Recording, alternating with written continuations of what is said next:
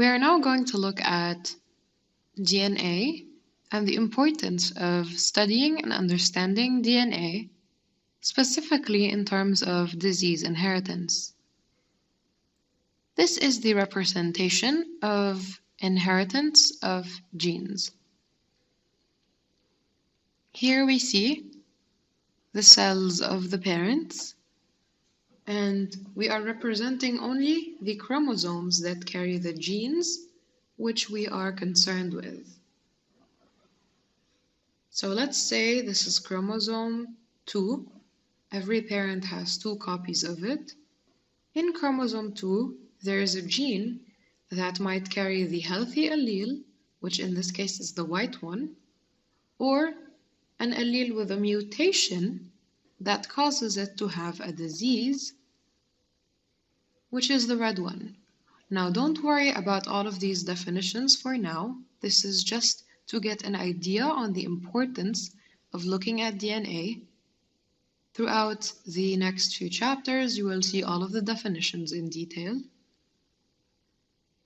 If these 2 parents decide to have children, they have a risk of transmitting this mutation to the children, the diseased allele. The children could inherit it. For example, if they have 4 children,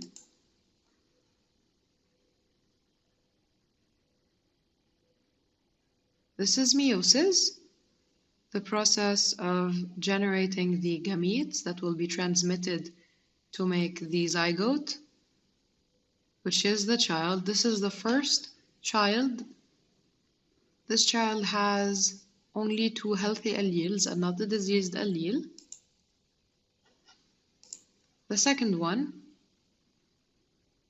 may inherit completely different gametes from the parents. This time notice that one of the gametes has the diseased allele, so now this child has it, and has another copy that has the healthy allele. As for the third child,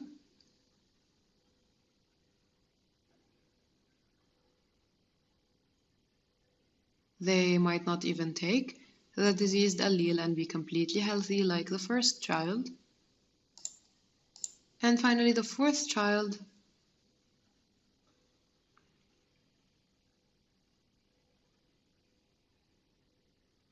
might get a copy of the diseased allele. So it is up to chance. Note that all of these children might inherit the diseased allele, and it might be that none of them do, and it might be that some of them do. This is all due to chance. But because there is a chance that children are inheriting diseases from their parents, it is always important to study inheritance and genetics.